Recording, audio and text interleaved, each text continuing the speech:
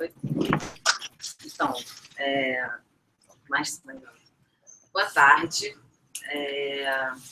Vou apresentar aqui o palestrante hoje, que é o Carlos Nepomuceno.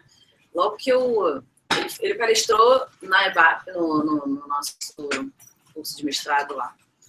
E aí logo no dia seguinte eu vim para cá, chamei Pedro, Humberto, Danilo, enfim, e aí já comecei a falar sobre tudo que tinha na palestra, assim, e tem muita curiosidade do que a gente faz aqui. O professor estuda filosofia da tecnologia e antropologia cognitiva. É autor do livro Gestão 3.0 e Crise das Organizações Tradicionais, coautor junto com o Marcos Cavalcante do primeiro livro sobre o Web 2.0 no Brasil, Conhecimento em Rede. Foi escolhido como um dos 50 campeões brasileiros de inovação pela revista Info, em 2007, e atualmente se dedica à implantação de laboratórios de inovação digital participativos em organizações públicas e privadas. É professor dos cursos de MBA, de Gestão de Conhecimento da COP, Gestão Estratégica e Marketing Digital e mídias digitais nos cursos de pós-graduação da Faculdade Hélio Afonso e Mídias Digitais Interativas no Senac Rio, e alguns cursos de MBA da FEIA, além disso, professor do Instituto Brasileiro de Petróleo. Bom, essa introdução está mais ou menos acertada. Pode começar. Boa tarde, bom dia ainda, né? Bom dia. Eu estou nessa brincadeira de internet desde 95, montei minha empresa, quer dizer, desde 93 trabalhei aqui perto, aqui no Botafogo, no Ibase. O Ibase começou o primeiro provedor de acesso, o Alternex, e eu trabalhei lá durante 2 anos. Cheguei no final a ser coordenador lá do Alternex, e depois saí para montar a minha empresa. Então, a minha empresa é uma microempresa de estratégia digital. Eu tenho mais de 500 projetos nessa área, né? Então, já fiz absolutamente de tudo que vocês possam imaginar de internet, né? Tenho 3 filhos e a batalha é grande, né? Então, já foi tudo que vocês possam imaginar, eu já fiz de internet. Então, mais recentemente, eu comecei, há uns 10 anos, essa minha aventura um pouco mais na área teórica, na área de aula. O professor Marcos Cavalcante da COP me convidou para dar aula lá no MBA, e a partir daí eu entrei no outro movimento, que era o movimento de... Eu já tinha uma coluna no Jornal da Tarde, que eu sou jornalista, mas assim, a parte mesmo de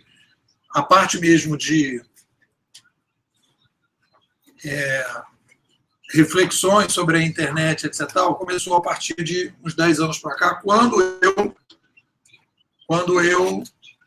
comecei fiz o mestrado, fiz o doutorado. Então, o que eu quero trazer para vocês? Eu dei uma olhada no site, né? E assim, a coisa que eu peguei mais importante, assim, vocês estão preocupados em promover inovação, né, na área pública, dentro do setor público. Me parece que é mais ou menos esse um dos objetivos de vocês, né? Eu tenho trabalhado bastante com a área pública. Fiquei 1 ano na Petrobras discutindo lá o que seria implantação de rede de conhecimento. Fiquei 1 ano dentro do BNDES também, na Dataprev, 2 anos.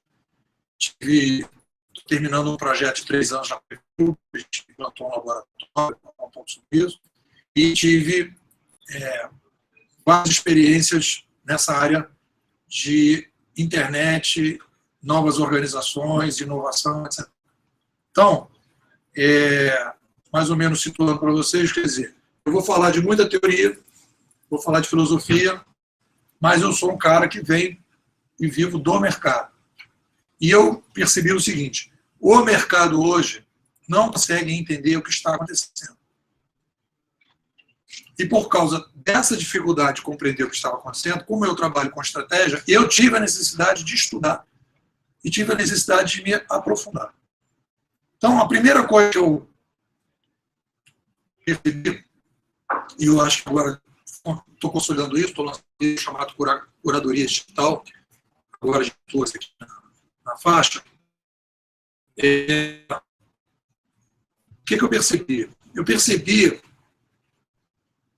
uma coisa que é a seguinte: a maneira que a gente pensa a internet, a maneira que a gente está pensando no futuro, e a internet faz parte desse futuro, é hoje a força principal de mudança na sociedade, né?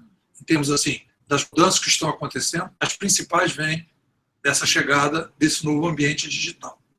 Então, o que acontece? Toda análise que a gente faz na internet está baseada numa camada da história que é o que eu chamo de hiper-micro-história ou micro-história.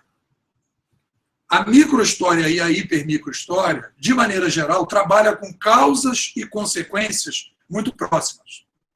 Então, quando a pessoa vai analisar as manifestações de 2013, que vocês fazem monitoramento das coisas, as pessoas vão analisando 2013, elas vão olhar causas e consequências, elas vão olhar as manifestações que aconteceram nas diretas, as manifestações que aconteceram na chegada ali da democracia, as manifestações do Fora Collor. Então, a pessoa vai fazer uma comparação de causa, para fazer uma comparação dessas manifestações com a chegada ali da redemocratização no Brasil. Por quê? A pessoa está trabalhando dentro de uma camada que é uma camada micro-histórica. E o que acontece? A internet, uma mudança de mídia, uma revolução de mídia, ela não é um fenômeno micro-histórico. Uma mudança de mídia é um fenômeno que acontece poucas vezes na história do ser humano. Ela é um fenômeno, a chegada de uma nova mídia é um fenômeno macro-histórico, que tem causas e consequências de longo prazo. Então, quando a gente começa a analisar a chegada da internet e começa a trabalhar na microhistória, nós não conseguimos fazer uma projeção quais são as causas que fazem com que a internet chegue e o que está acontecendo hoje na sociedade, e a gente não consegue entender as consequências. Eu, em sala de aula, passo um filme para os meus alunos, em todos esses cursos, tirando da cópia, eu faço a aula inaugural. Eu abro o curso. Eu abro o curso porque eu faço um cenário geral para as pessoas. Então, e o filme que eu passo para eles é um filme chamado Lutero, que mostra a primeira manifestação digamos assim, importante depois da Idade Média, com a chegada do papel impresso. Então, as manifestações que a gente está vendo hoje, elas são muito mais parecidas com essas manifestações depois da Idade Média do que as manifestações que aconteceram agora ao longo da República. Por quê? Porque são manifestações em que a gente sai da Idade Média, e aí a gente vai trabalhar com eras cognitivas. No final da Idade Média, o que a gente tem ali no final da Idade Média? A gente tem uma forte concentração de mídia,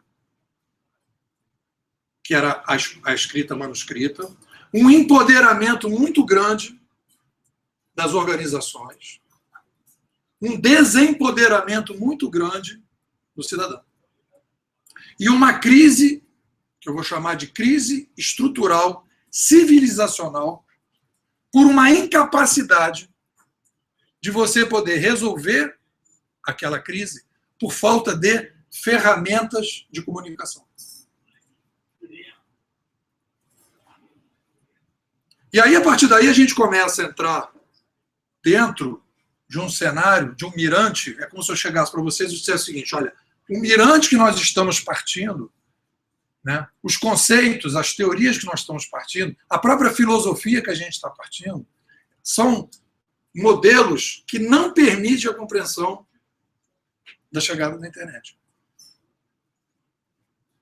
E ainda tem um detalhe que a gente analisando a chegada da prensa. A prensa, a primeira manifestação que acontece, por volta de... A prensa chega em 1450 e a Reforma Protestante é mais ou menos de 1510. Então, tem 60 anos aí de espaço. e depois, a partir daí, você tem manifestações, coisas que acontecem, e as primeiras grandes mudanças vão acontecer no século XVII, com a Revolução Inglesa, que você começa a questionar para valer a monarquia. Então, a causa e consequência da mudança de mídia era muito espaçada. Não dava para perceber que a mudança de mídia provocava e provocou a chegada da sociedade moderna. Tanto que os historiadores clássicos do século passado, na minha opinião, equivocados, acreditam que a sociedade moderna começa a partir de 1453, com a queda de Constantinopla, e passam batido pela chegada da nova mídia em 1450. Eles não consideram que 1450 foi o marco da sociedade moderna, quando houve uma quebra de mídia.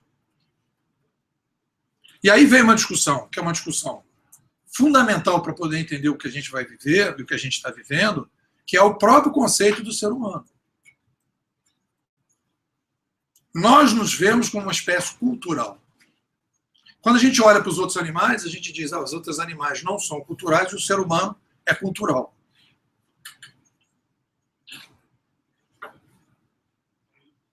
Mas nós não somos uma espécie cultural. Nós somos uma espécie tecnocultural. Se a gente tiver marciano chegando no planeta, vamos supor que chega um marciano de disco voador. Essa espécie que vai chegar de disco voador é uma espécie tecnocultural igual a nossa. Porque ele precisou desenvolver tecnologias para poder chegar até aqui. Aí você vai me perguntar, qual é o que muda? O que é relevante para a gente poder entender a sociedade que a gente vive hoje a partir dessa discussão da tecnocultura? As outras espécies animais, elas não têm, isso é uma coisa importante. Tudo bem?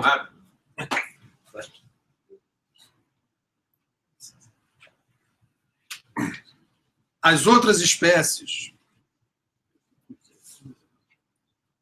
animais, elas são escravas da genética. E essas espécies, elas têm um teto demográfico. Isso é coisa fundamental. Uma alcateia de lobos, um bando de leões, uma manada de zebra. Existe uma limitação, um teto demográfico das outras espécies. Então, se por acaso começar a crescer muito um bando de leões, aquele bando de leões ou vai se separar ou vai ter alguma saída para diminuir o número de membros do bando.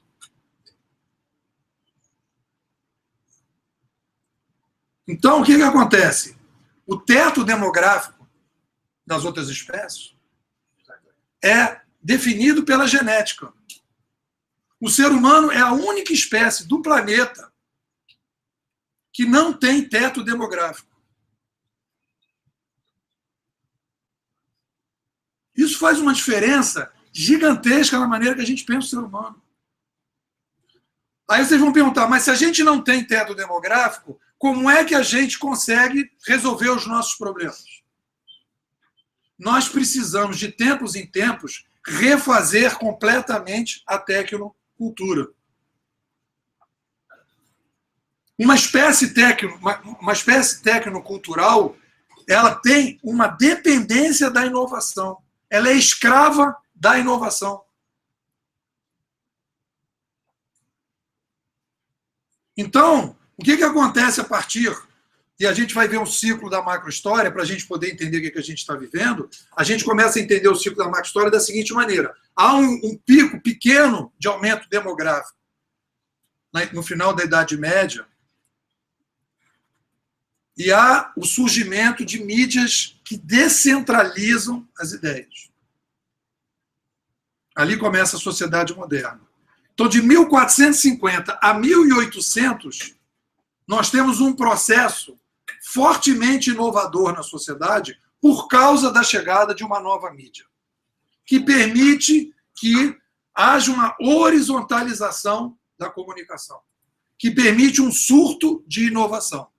E foi aí que a gente constrói o sistema político e econômico que a gente tem hoje, tanto a república quanto o capitalismo. Se vocês analisarem uma curva, tem uma curva que tem aqui, tem uma curva que tem a partir de 1800, até 1800 nós temos 1 bilhão de pessoas no mundo. A partir do momento que você decreta em vários países do mundo o fim da monarquia, coincidência ou não, quando você estrutura o que a gente tem hoje como sociedade moderna, os conceitos liberais, tanto da república quanto do capitalismo, a partir de 1800, há um pico demográfico em que a gente sai de 1 para 7 bilhões de pessoas.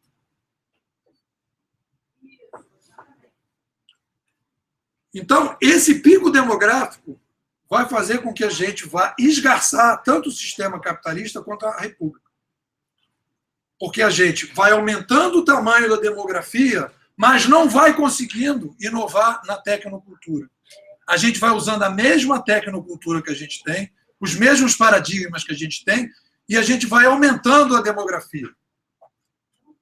A gente vai aumentando a complexidade. Vocês vão perguntar, como é que eu faço a medição da complexidade?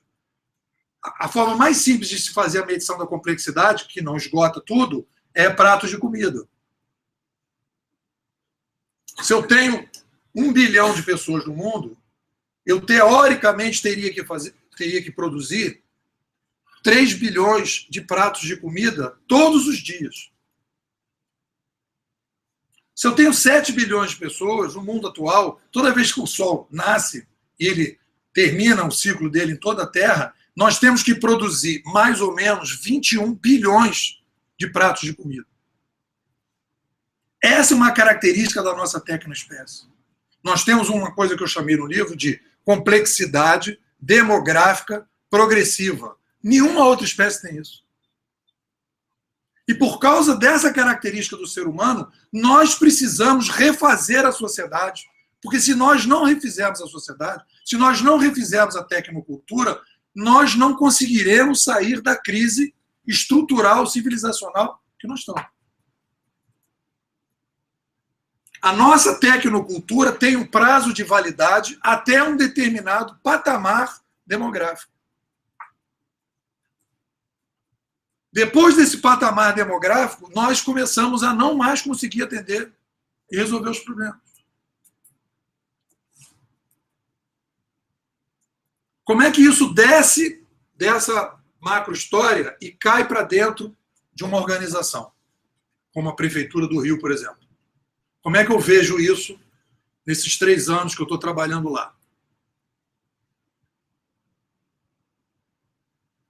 Eu tenho, a Andressa falou, eu trabalho com 3 escalas. No livro eu trabalho com 3 níveis de discussão. Na filosofia eu trabalho com a filosofia da tecnologia, e na filosofia da tecnologia o conceito novo é a tecnoespécie, ou tecnocultura. Na questão da teoria, eu trabalho com antropologia cognitiva, que é o estudo das mudanças de mídia. O conceito fundamental é a complexidade demográfica progressiva e os ciclos cognitivos que pedem revoluções cognitivas.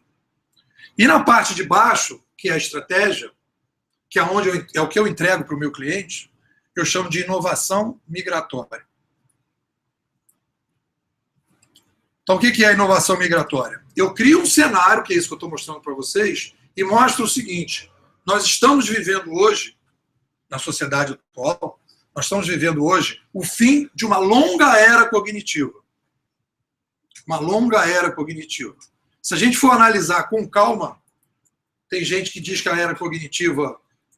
Tem várias análises de eras cognitivas. Na minha análise, nós estamos fechando um ciclo de 70 mil anos, desde que nós começamos a falar. A mudança o tamanho da mudança é tão grande que a gente fecha um ciclo de 70 mil anos. Como uma espécie sonora e uma espécie em que a gente se baseia fortemente a nossa organização em sons parecida com os mamíferos. Então, esse cenário vai me mostrar o quê? Desde que eu estou trabalhando com as organizações, que eu comecei em 2006, tentando implantar, tenho uma longa história de tentativa de implantação desse modelo, digamos, Facebook dentro das organizações, o modelo Uber dentro das organizações. Qual foi a conclusão que eu cheguei? São duas culturas, e aí tem um fenômeno que eu botei no livro, que é um fenômeno que é o seguinte: nós hoje vivemos duas culturas, duas administrações da espécie em paralelo na sociedade hoje. As organizações atuais trabalham no modelo de administração da espécie que foi construído, que foi pensado já há bastante tempo e que traz para a gente esse modelo que a gente está acostumado. Tem um presidente, tem um diretor, tem um gerente, tem um estagiário, né? Só que esse modelo... Aí o cara vai dizer, saiu uma matéria comigo na época, negócio ano passado, em que eu disse que os gerentes estavam morrendo. O título era Vamos acabar com os gerentes. Aí foi porradaria, tiro, faca, bomba, né? Escopeta, todo mundo atacando, etc. Né? Mas o que acontece? O que eu estava tentando mostrar é a administração que a gente tem da espécie até o fim da era cognitiva, que termina com a chegada da internet, ou começa a terminar ali, ela foi funcional. Ela deixou de ser funcional quando a gente foi aumentando o tamanho da população. E a gente viveu crises e foi perdendo a capacidade. A gente, eu dei um nome que eu dei que chama assim, nós vivemos um período de hiperintermediação. Essa hiperintermediação, principalmente no século passado, abaixou a diversidade humana. E por causa disso, a gente foi convivendo com essa situação que está aí. Quando a gente abre para uma mídia descentralizada como a internet, e é isso que está acontecendo no Brasil hoje, não há condição de você encaixar aquela república numa estrutura descentralizada como é hoje. Para você ter um Sarney no Brasil, você precisa ter uma mídia controlada.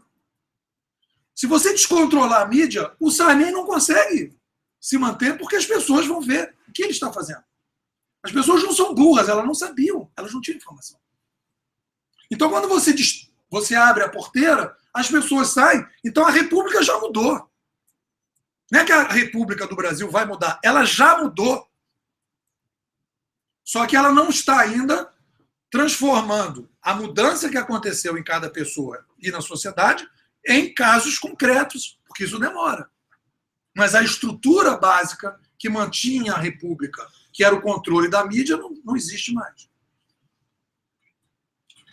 Então, quando eu falo de inovação migratória, qual foi a minha percepção desde 2006, tentando implantar essa colaboração nas organizações? São duas culturas, são duas administrações da espécie separadas. Uma cooperativa de táxi é o modelo mais próximo que a gente pode dizer da antiga administração da espécie. Você liga para uma telefonista, que é um centro, aquele centro escolhe um táxi para você, você espera 40 minutos para o táxi chegar, não existe um critério de quem está mais perto, você demora a receber o taxista, às vezes o taxista que vem você não gosta dele, mas você não tem como reclamar, ou se você reclama não acontece nada. Esse é o modelo. Que tem uma resposta ruim para a complexidade que a gente tem hoje numa cidade de milhões de pessoas. O outro modelo é o modelo do Uber. Que já não é mais quando a pessoa fala o Uber é um novo modelo de negócio. Não, o Uber não é um novo modelo de negócio. O Uber é uma nova administração, é uma nova forma de você fazer a administração da espécie humana. Nós saímos, a cooperativa de táxi é uma cooperativa de táxi baseada no modelo dos mamíferos. Você tem que falar para ser atendido. No Uber você não fala, você troca sons, você troca rastros. E quem troca rastros não são os mamíferos, são os insetos que trocam rastros. E os insetos trocam rastros por quê? Porque os insetos têm um teto demográfico muito maior do que os lobos, os leões e as zebras. Então, quando você vai implantar o Uber, quando você vai colocar o Waze para funcionar, o que é o Waze? O Waze é uma estrutura totalmente baseada nas formigas.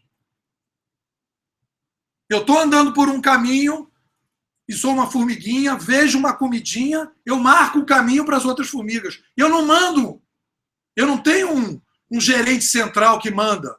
Aquela formiga é uma liderança contextual que diz que ali tem comida e as outras formigas seguem, não é por causa do som, é pelo rastro, que é uma saída para uma complexidade do tamanho de um formigueiro.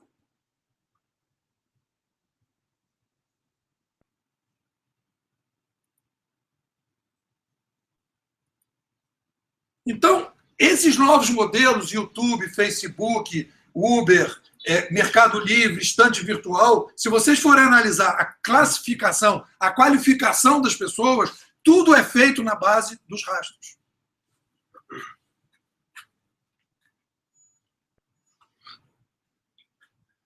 E aí o que acontece de interessante? E aí por isso que a gente vai falar de inovação migratória. O que eu percebi ao longo desse tempo todo? Com muita dificuldade. Quando eu tentei implantar, e eu tentei em várias empresas, desde 2006, que eu venho tentando implantar o que a gente está chamando de, vocês podem chamar de vários nomes, colaboração, participação, conhecimento em rede, inovação participativa, vocês podem chamar de vários nomes. Então, hoje o nome que eu estou chamando de inovação migratória. Por quê? Nós vivemos a passagem de uma era cognitiva para outra, nós vivemos hoje a passagem de uma administração de uma espécie para outra, e as organizações atuais, uma cooperativa de táxi, um modelo político, uma organização tradicional, uma venda de livros, uma livraria, tudo que você possa imaginar, uma empresa de turismo, uma empresa de corretor de imóveis, uma empresa de corretor de imóveis, toda essa estrutura foi montada numa tecnoconjuntura que está acabando. E nós estamos começando hoje uma nova tecnoconjuntura. E aí a pergunta que vocês vão fazer é o seguinte, pô, como é que eu saio dessa estrutura para essa nova estrutura? Como é que eu faço a passagem daqui para cá? No livro de 2006, a proposta que nós fizemos era cria um núcleo interno na organização, pequenininho, e vamos tentando fazer isso lá dentro, de um setor que vai crescendo e que vai mostrando. Não funcionou. Não funcionou pelo seguinte, existe um processo que funciona aqui, que tem uma lógica. Essa lógica é uma lógica de um modelo de administração da espécie. Ela entrega nesse modelo. Uma cooperativa de táxi é um modelo de administração da espécie e o Uber é outro modelo. Não são compatíveis entre si. Se a gente olhar a microhistória, a gente não vai conseguir enxergar isso. Mas se você olhar a macrohistória, você vai ver que são dois modelos diferentes. Então, o que você precisa fazer nas organizações? Você precisa criar um laboratório de migração para fazer com que esta organização aqui ligue para cá, mas que ela tenha a percepção que o que está acontecendo hoje vai acabar. Não vai continuar. – 7 mil ônibus no Rio de Janeiro. 40 fiscais. Esse é um problema que apareceu na prefeitura. Como é que eu resolvo isso na estrutura atual? Eu aumento o número de fiscais, aí bate nesse problema hoje do Estado, não tem dinheiro para pagar os funcionários. Como é que eu resolvo esse problema? A gente começou a discutir isso lá, nesse laboratório. A gente criou um laboratório, foi o primeiro laboratório que eu criei, criamos um laboratório separado. Qual é a ideia? Mete aplicativo na mão dos passageiros. Deixa os passageiros fiscalizarem o transporte. E aí a gente, então, começaria a entrar aqui no que eu estou chamando de curadoria digital. Mas sabe qual é o problema quando a gente começa a pensar essa ideia de passar para a curadoria digital? É que a gente tem um problema que é toda a nossa cultura é aqui. Ela está completamente arraigada aqui. E a gente está vivendo uma situação em que nós já temos esse modelo aqui.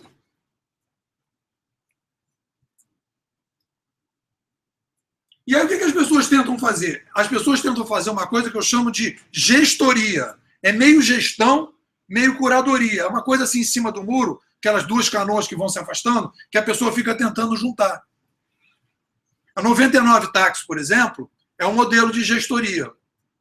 Você vai, liga para 99 e diz, pô, vou pegar aqui um táxi, beleza. Aí você não gostou do motorista, reclama. Aí vem um e-mail para você dizendo, olha, vamos tomar providência. Isso é gestoria. O que é o Uber? O Uber não quer nem saber. O motorista do Uber tem que ter 4.7 de estrelinha. Se não tiver 4.7, ele sai da plataforma. Isso é curadoria. Mas quem que está tirando ele da plataforma? É o dono da plataforma? É o curador? É o usuário.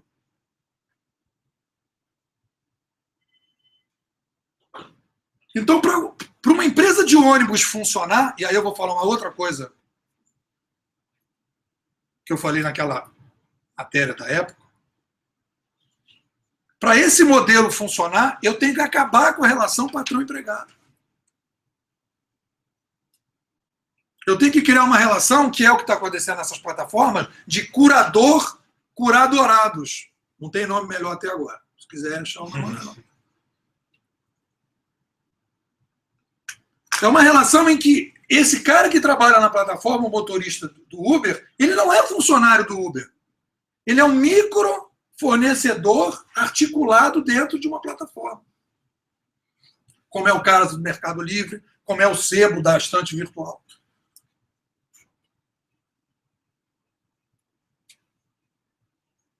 Então, quando vocês estão discutindo futuro, e vocês estão tentando orientar as organizações, e vocês estão tentando criar inovação, eu acho que o que acontece hoje é que a maior parte das pessoas não está conseguindo enxergar com clareza o que está acontecendo. Porque está usando as ferramentas inadequadas, conceituais. E quando vocês chegam para o cliente de vocês e falam, não, vamos fazer isso, vamos fazer aquilo, vamos pensar as melhorias, tudo, de maneira geral, vocês estão falando de implantar a gestão. Essa implantação da curadoria na área pública é muito complicada. Mas é a solução para o problema. Não tem outra solução para o problema. Aí você vai falar, por que você acha que não tem outra? Não tem outra por causa do tamanho da espécie. É muita complexidade para pouca tecnocultura. Eu não consigo resolver o problema de 7 mil ônibus para 40 fiscais de nenhuma forma que não seja através desse modelo que o Uber apresentou como solução. Aí o cara fala assim, mas nenhum gestor vai querer fazer isso. Aí eu falo, isso já é um outro problema. Não é um problema do que está acontecendo. É um problema de gestão de mudança, de capacitação, de discussão. Né?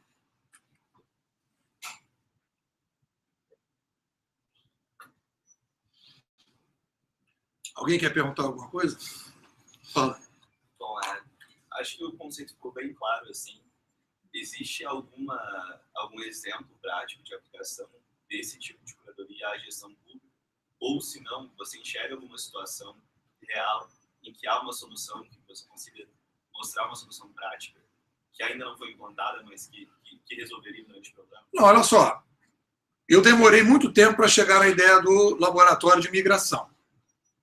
Quando eu comecei o trabalho na IPLAN, aqui no Rio, e nós ficamos lá 3 anos fazendo uma capacitação, eles criaram um laboratório, etc. Nós já criamos aquele laboratório com este conceito que não era para fazer uma coisa dentro, era para fazer fora. Então nós criamos lá vários projetos experimentais que seriam soluções para esse tipo de problema. Esse do ônibus é um. o controle, por exemplo, dessas praças de terceira idade, em que você teria o idoso avaliando os brinquedos, avaliando o próprio instrutor, né? De você ter uma avaliação do posto de saúde a partir do momento que o cara teria a possibilidade de indicar o que ele está achando daquele posto de saúde. Aí você tem um quadro como esse aqui, um quadro como aquele ali que vocês fizeram, mas porque aquele quadro ali é um quadro mais ou menos que tem a ver um pouco com a curadoria. Aquele quadro ali, ele tira do que as pessoas estão informando, né? Mas o que você vai colocar é um aplicativo na mão do cidadão, mas vai colocar como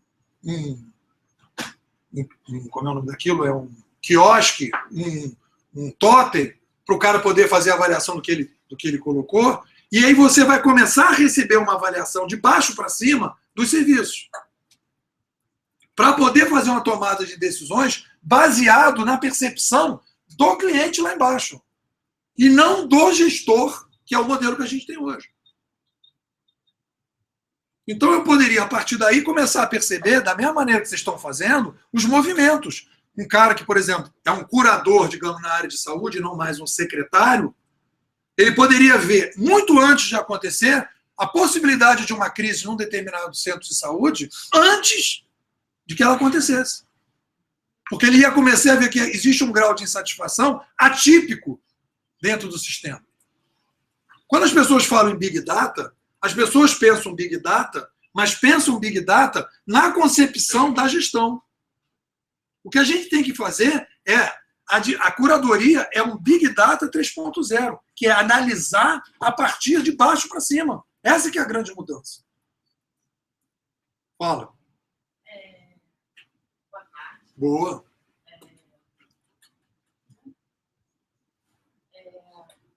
Você falou exatamente no que eu estava pensando agora, que eu acho que o grande desafio, além da migração, é a análise de todo esse material, né, de todos esses dados. Aí eu gostaria que o senhor pudesse falar um pouquinho sobre isso, assim, como é que o senhor enxerga o poder público lidando com o Big Data. E eu vejo algumas dificuldades e grandes desafios de tentar entender hierarquia de informação, alertas. Às vezes eu percebo que eles ficam perdidos no mar de informação. Porque o conceito que eu acho que está equivocado, a passagem da gestão para a curadoria, eu ralei um pouco para chegar nisso aí. Mas o que acontece? Aqui na curadoria, para funcionar, então vamos colocar três etapas. Eu estou na gestão, eu adoro essa coisa de curadoria, mas vem para a gestoria. E depois você tem uma outra fase da curadoria. Não há problema de você fazer uma coisa intermediária se você sabe que você está indo para a curadoria. O problema é que as pessoas vêm para a gestoria para fingir que estão mudando, mas não querem perder o controle. O problema básico é o controle. Quando eu falo que a gente não vai ter mais o gestor e vai ter um curador, a base da curadoria é que eu deixo a decisão ser passada por um algoritmo que administra a participação. Eu não posso definir, por exemplo, o Uber não define qual é o motorista que vai estar dentro da plataforma. Ele não controla isso. Ele abriu mão desse controle. É diferente de uma cooperativa de táxi que tem é um clube que todo mundo se conhece e que se algum taxista vacilar, mas eu sou padrinho do afilhado dele, eu não vou ir contra esse cara. Independente desse cara estar dirigindo mal, independente do carro dele estar estragado, eu não vou contra ele, porque eu tenho uma relação com ele pessoal. O curador não tem essa relação. Ele não estabelece, ele vai deixar que o consumidor, que o cidadão vá introduzindo no sistema e o sistema vai tomando as decisões. Vamos pegar um exemplo prático desse do motorista de ônibus. O que é uma gestoria, o que é uma curadoria nesse esquema do ônibus? Uma gestoria seria: o cara recebe um aviso que o motorista está vacilando e ele vai tomar uma providência. Isso é gestoria. Ah, é melhor do que é hoje? É, porque você tem a informação do cidadão, o cidadão tem a informação, e ele vai fazer. Mas qual é o problema? Você começa a receber muita informação, você tem que processar. Aí você começa a abre uma caixinha de sugestões gigantesca e você não consegue processar isso. E, além disso, você tem que tomar uma decisão. E aquele motorista é o único que tem. Você não vai porque ele tem patrão, tem empregado, tem modelo de não sei do que. Você não consegue resolver o problema. Como é que vai para a curadoria? Então, na curadoria, você teria uma espécie assim, de ambiente Uber de motoristas de ônibus, em que você teria uma relação não patrão-empregado. Aí você vai falar, pô, isso não vai funcionar nunca. Eu estou falando o que eu olho, para onde a coisa está caminhando. Depois a gente vai fazer uma análise de como a gente consegue resolver os problemas legais, jurídicos, etc., que obviamente vão aparecer, porque a gente está mudando, como aconteceu lá atrás, que passou da monarquia para a república, teve que fazer uma série de mudanças. Ah, e o nobre, que virou parlamentar, ele ganhava um título, agora não, tem que ser eleito. E de 4 em 4 anos eles têm que ser nobre de novo. Né? Então, são mudanças que a gente vai ter. Então, eu estou falando a questão geral. Então, esse motorista de um ônibus, que foi mal avaliado, quando ele chegasse na garagem para passar o cartãozinho dele para entrar, já não poderia mais entrar. Ou ele já receberia um aviso, amanhã não vem, porque você está com baixa estrela. Para você melhorar as suas estrelas, você tem que fazer uma capacitação tal, você tem que pegar uma linha de ônibus que ninguém quer lá em Campo Grande, né? Para você fazer uma reciclagem, você vai ter que ter uma avaliação positiva lá para voltar para cá. A plataforma vai cuidar disso. Fala. Como é que você faz isso quando o custo de entrada é muito alto? Como é que você faz curadoria da construção de um reator nuclear, por exemplo? Como é que o Estado faria isso para liberar pedaços para a exploração de petróleo? Bom, aí a gente vai falar o seguinte, a curadoria ela vem resolver problemas complexos. Todos os exemplos que eu estou dando aqui são problemas de milhares de pessoas, milhões de pessoas que estão o tempo todo demandando coisas.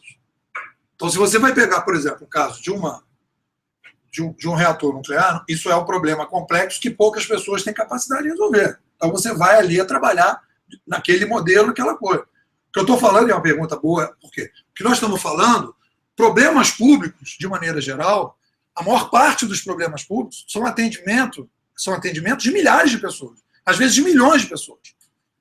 Então, como é que você resolve esse problema de milhares de milhões? Então, você vai, obviamente que você vai ter pontualmente uma série de lugares que você vai continuar trabalhando de um modelo. Agora, essa ideia de explorar, que tem uma coisa que é interessante, que é o seguinte, num determinado paradigma, você nunca imaginaria chegar na curadoria. Outro dia eu estava em sala de aula, o cara falou, mas como é que o cara vai fazer Coca-Cola com curadoria?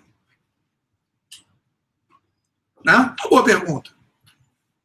Refrigerante. Mas aí você começa a ver o surgimento, ao mesmo tempo que tem curadoria, tem descentralização. O surgimento cada vez maior de cervejas artesanais. Quanto mais cervejas artesanais você tem, mais as pessoas começam a descentralizar a produção de cerveja.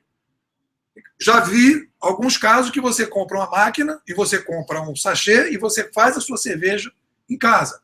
Então o cara já não é mais produtor de cerveja, ele já é produtor de sachê. Então, quando a gente começa a pensar esse mundo, a gente olha para o mundo, a gente pega um paradigma que a gente tem hoje da gestão, em que a gente não vê saída de maneira nenhuma, e tenta dizer isso nunca vai mudar por causa disso aqui. Só que a curadoria não vem sozinha. Ela vem com um processo de descentralização muito forte. As pessoas começam a querer coisas muito específicas. Há um aumento da taxa de diversidade. A taxa de diversidade no século passado, ela foi abafada pela mídia de massa. E hoje ela está sendo incentivada. As manifestações não tem um carro de som só. As manifestações não tem uma palavra de ordem. Cada um leva o seu cartaz. É como se fosse um bloco de rua. Cada um sai de um jeito, cada um sai no bloco que quiser. Tem um bloco dos Beatles, tem um bloco do jazz, tem um bloco não sei da onde. Cada um sai do jeito que quiser no carnaval. Isso é um estímulo de diversidade. Isso é uma coisa que tem a ver com a revolução cognitiva. Fala. Boa. Eu queria pedir para você falar um pouco o que você acha que é necessário, por exemplo, na questão das empresas de ônibus, que é um problema crônico. O que precisaria acontecer por parte das empresas para elas serem convencidas de que não tem mais como controlar isso, que essa solução de curadoria é melhor. Porque o usuário com certeza é melhor para poder avaliar o motorista e tirar quem não está prestando um bom serviço. Mas para a empresa, eu entendo que seja interessante ela explorar ao máximo aquele funcionário e deixar ele ali enquanto ele conseguir trabalhar. E não necessariamente tendo qualidade ou não. O que eu acho que vai acontecer, e aí você me dá a oportunidade de falar de um outro assunto, que é o seguinte. Existe uma falsa contradição, na minha opinião, e aí tem a ver com isso, e com quem que a gente vai ter que trabalhar. Qual é o movimento político mais forte que eu vejo para o próximo século? Que a gente está aqui. É o movimento de defesa do consumidor. Você vê que a gente hoje vive uma contradição, na minha opinião, falsa, entre trabalhador e empresário. Mas não existe nenhum grupo que defenda o consumidor. Então, quem é que tem interesse nisso que você está falando? É o consumidor. Então, você naturalmente vai começar a aparecer, e já está aparecendo, movimentos políticos que vão na direção de defesa do consumidor. O consumidor é o único que nunca vai ser corporativo. O trabalhador pode ser corporativo, o empresário pode ser corporativo. O consumidor não vai ser corporativo. Ele vai comprar aonde tiver melhor custo-benefício. Então, o movimento que vai haver agora, na minha avaliação, é abraçar o consumidor. Então, a primeira coisa que você vai fazer é o seguinte: quero fazer tais coisas a tal, um candidato qualquer, e vai dizer, eu quero que vocês, e vou defender os consumidores. Essa discussão do Uber, por exemplo, é uma discussão que o pessoal faz assim: ah, isso está prejudicando os taxistas. É uma visão corporativa. Mas está beneficiando o consumidor? Sim ou não? Então, a partir do momento que está beneficiando o consumidor, o que interessa é o consumidor, que é a maioria da população. Se você se agarrar no consumidor, você está sempre se agarrando na maioria. Você está atendendo a mais gente. E o que acontece hoje é o contrário. Você tem um corporativismo que eu chamo de corporativismo tóxico, por parte das empresas e por parte dos trabalhadores organizados, que não se preocupam com o consumidor. E o consumidor está desempoderado.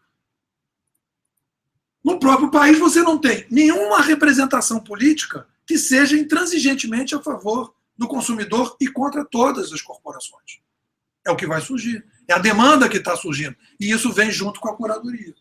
Entendeu? Então, uma empresa de ônibus é inimiga da curadoria. Eu às vezes falo para alguns clientes, o cara não vai me contratar nunca, ele vai querer me matar. Porque eu sou contra o negócio dele, porque ele vai querer esticar. Pega, por exemplo, a TV Globo. O caso da TV Globo é um caso emblemático. Se você pega a TV Globo, o valor dela, em termos de ação, digamos que ela estivesse na Bolsa, antes e depois do Google, ela perde público, ela perde poder aquisitivo, ela perde público futuro, que são jovens, ela simplesmente começa a entrar num processo de decadência total. Ela não consegue se reinventar. A monarquia também não conseguiu se reinventar. A igreja da época também não conseguiu se reinventar, apesar de que até hoje sobreviveu. Mas demorou muito tempo, combateu muito para poder entender o que era aquela reforma protestante, em que as pessoas estavam questionando aquele corporativismo. Fala.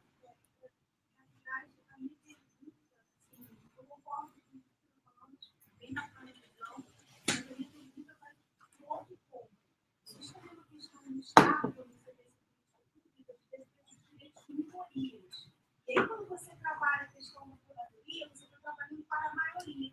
E, às vezes, a maioria não quer que esses direitos das minorias sejam defendidos. Eu queria entender, no processo de curadoria, como é que ficariam os direitos dessas minorias, que são minorias que precisam ser, às vezes, até protegidas, por conta da questão. Essa pergunta é uma pergunta legal, porque eu acho o seguinte: vai ter um empoderamento muito forte do indivíduo. Vou pegar um caso assim, digamos, né, do que a gente chama de minoria. Vamos supor que você pegue um homossexual cristão. Então ele quer o casamento gay, mas ele não quer o aborto. Então, teoricamente, você fala, todo mundo que é a favor do casamento gay é a favor também do aborto. Não. O cara pode ser homossexual, querer o casamento gay e não querer o aborto. Você pode ter o contrário. O cara que quer o aborto, mas não quer o casamento gay, por exemplo, por uma questão. Então, eu acho que a gente vive hoje uma situação, e isso tem a ver com o partido, e tem a ver com esse modelo que a gente está tendo, que eu acho que é o seguinte, nessa curadoria, é uma coisa assim que vai se fortalecer muito cada um, que cada um é muito complexo. O que a gente fez? A gente baixou a diversidade. Um partido é você reduzir a diversidade de todo mundo e você ter que abraçar um bloco de pessoas que talvez tenham divergências gigantescas dentro daquele bloco. Mas como você tem que ter aquele bloco, você tem aquele bloco. Então, eu acho que até já pensei assim, em termos gerais, você poderia ter uma plataforma geral que representaria determinados grupos muito genericamente, e as pessoas teriam possibilidade de participação, né, muito específicas, muito descentralizadas, muito localizadas. A possibilidade de participação é muito mais individual. Hoje a gente tem partido. Amanhã eu acredito que nós não vamos ter partido. Porque depois de um certo tempo as pessoas não vão ver sentido nenhum em ter um partido. Porque um partido, para você poder dizer que você concorda com aquele partido, você vai ter tantas perguntas, você vai dizer que você não concorda com ninguém. Alguém tinha perguntado antes. Posso só fazer um... Não sei, você falou do time aí. Então, tem uma pergunta de alguém que está escutando a gente no YouTube, eu acho que a gente podia fazer essa enquanto está gravando, e aí depois, como a gente vai almoçar e tudo mais, aí continuar a conversa aqui, pode ser? Você acha que, você está falando de sistema partidário, acho que a proposta da rede tem assim, para ver com o cultural, parte dos educadores da comunidade, enfim, é uma nova forma de política? Ou é ainda uma proposta? Particularmente com a rede, eu tive um envolvimento muito próximo. Porque eu fui fazer um curso em Brasília, convidei pessoas ligadas à pré-rede há muito tempo atrás. E aí tive contato pessoal com a Marina, aí apresentei essas ideias todas para ela, e ela me convidou para fazer parte do programa de governo dela, e eu apresentei essa proposta que eu estou falando para vocês, e dentro do projeto lá dentro da proposta da rede, tinha lá uma proposta de criação lá de uma secretaria de inovação participativa diretamente ligada à presidência, né? Então, se ela tivesse ganho a eleição, a gente estaria levando esse projeto, digamos, de criação de laboratórios em termos nacionais, nessa época. Depois de um certo tempo, eu percebi, e aí eu me afastei da rede, porque eu percebi o seguinte: não existe a possibilidade de democracia digital sem descentralização econômica. Você não pode falar em democracia digital e ter um projeto econômico centralizado. Você tem que eu chamo isso de liberalismo 3.0 ou de descentralismo 3.0. É um movimento de fortalecimento do indivíduo, tanto do ponto de vista político quanto do econômico. Não é neoliberalismo, porque o que aconteceu no século passado não foi nem neoliberalismo, foi mercantilismo. Então, o que aconteceu? Aí, dentro dessa visão, eu comecei a estudar os liberais clássicos e comecei a imaginar que você deveria, e hoje é onde eu me identifico politicamente, você tem que descentralizar a política, mas tem que descentralizar a economia. Que se você descentralizar só a política e não deixar a pessoa consumir e ter liberdade de consumo, você, na verdade, está concentrando o poder.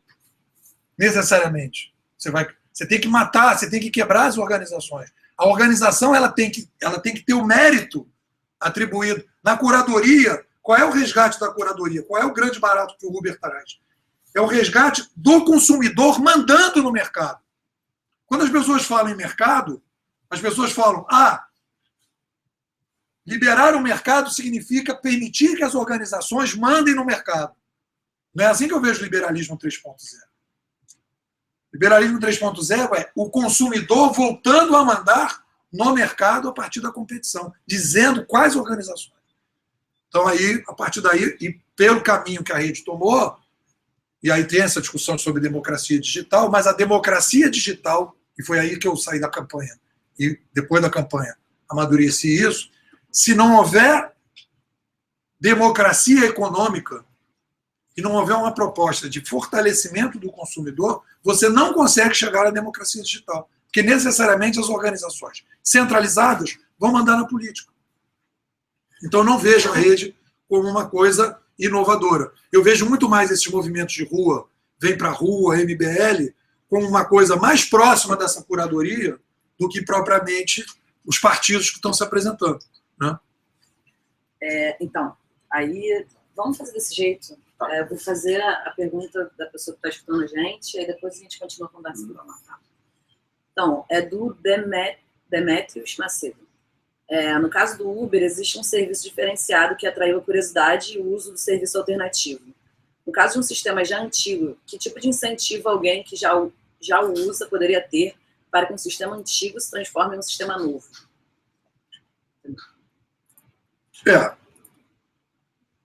Incentivo é que a pessoa, e eu tenho visitado muitos setores na sociedade, o maior incentivo é a perda radical de valor e de liderança. A TV Globo hoje não lidera mais nada. Ela é vagão, ela já foi locomotiva no Brasil, hoje ela é vagão. Ela fica ali tentando, mas ela é vagão. Quem que é a locomotiva? É o Google. Ela não é mais. A Amazon é locomotiva. Ela que está na ponta. As outras organizações viraram locomotiva. O que está se fazendo? Está se fazendo uma espécie assim de raspar o fundo da panela. Vamos pegar o classe C, vamos pegar o coroa, vamos pegar o cara que tem menos poder aquisitivo possível. Tudo bem, tem dinheiro aí. O Brasil tem esses bolsões. Mas o cara começa a entrar dentro da internet e cada vez mais ele vai ficar se afastando daquele modelo. Então, essa passagem é muito complicada. E é por isso que a gente está vivendo esse momento tão difícil. Porque a maior parte das organizações, se os estrategistas, que são os estrategistas, não estão com essa visão que eu estou falando para vocês, se as empresas de consultoria que teriam que apresentar saídas não estão apresentando esse tipo de coisa, e não estão apresentando porque também estão ganhando dinheiro com o modelo antigo, não tem interesse em apresentar um modelo novo. Então, o que acontece? Não há incentivo. E o papel que vocês têm é um papel fundamental. Porque esta organização aqui, pelo que eu entendo e do que eu li, vocês, teoricamente, teriam que ter uma visão muito clara do futuro. Para dizer para as organizações públicas, dizer o seguinte, olha, o caminho, o norte, é nessa direção. É que nem um médico, o cara chega para o cara e fala assim, meu irmãozinho, infelizmente, o senhor vai ter que operar o seu pulmão, porque o senhor está com câncer. Aí o cara vai dizer, eu não quero operar. O médico vai dizer, já que o senhor não quer operar, eu vou mudar o meu diagnóstico. É assim que as pessoas pensam. Não. Se o médico acha que ele está com câncer, tudo bem, vai procurar um outro médico.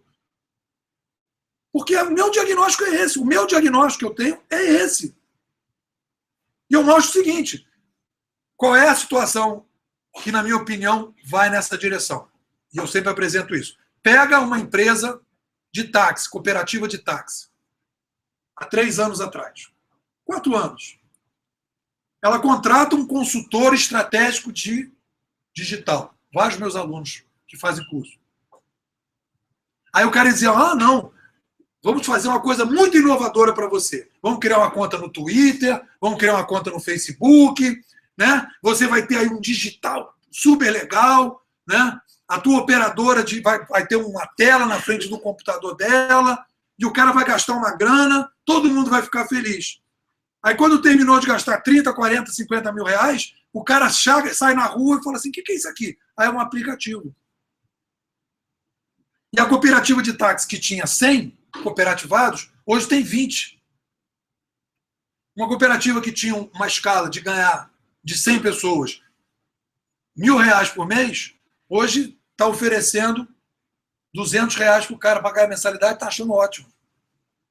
Não conseguiu ver o que estava acontecendo. E quando chamou as pessoas para ajudar, as pessoas foram implantar Twitter. Não foram implantar curadoria. E onde é que estava a curadoria? Nos aplicativos.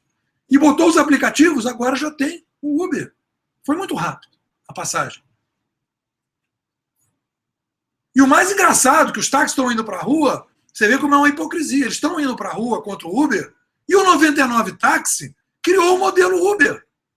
O táxi de luxo. E você não vê o taxista dizendo que vai quebrar o 99. Mas o 99 já criou o Uber no 99. Tem acho que uma distinção grande. Não. Então, acho que a gente fecha então aqui, aí a gente continua a conversar ali. Acho que vale a pena você falar do livro, né, que você está fazendo agora, então aproveitando que estamos. Bom, então o livro eu estou lançando, na verdade eu estou fazendo uma coleção, estou aproveitando essa crise para poder sistematizar os conceitos. Então estou lançando um livro que eu chamo de livro líquido, que é o livro Curadoria Digital, uma nova administração para o Sapiens 3.0, que eu estou fazendo no Clube dos Autores. O meu último livro foi na Campus, Elsevier. Eu não quis fazer esse livro na editora por 2 motivos. Primeiro, que eles pagam 10% de 90%. Eu quis aumentar o meu direito autoral. E segundo, porque eu quero atualizar meu livro. Se eu sair daqui, se alguém fizer uma pergunta que eu gostar, eu vou incluir no livro. E o cara que comprar amanhã incorpora essa discussão. Por que eu vou fazer um livro que vai ficar preso? Eu não quero as minhas ideias presas no livro. Então o livro é desse jeito. Então aí, na continuidade, eu estou fazendo uma que eu chamei de coleção. O meu segundo livro que eu estou escrevendo, hoje de manhã estava escrevendo, é Tecnopolítica. Novas premissas e macro tendências. Esse livro eu estou produzindo. E tem o terceiro, que vai ser um livro sobre tecnoeducação. Então é uma coleção. Aí eu fiz uma coisa diferente nesse Tecnopolítica, que é o seguinte: eu vendo o PDF barato e digo para as pessoas que é alfa. Se ele comprar o alfa, ele vai ser atualizado até chegar no beta. Então ele vai acompanhando a evolução da escrita. E eu vou falando para ele, agora eu parei aqui hoje, não lê mais não. E vou conversando com as pessoas. Que eu acho que é uma procura de você fazer uma coisa que tem mais a ver com esse debate que a gente está fazendo. Obrigado.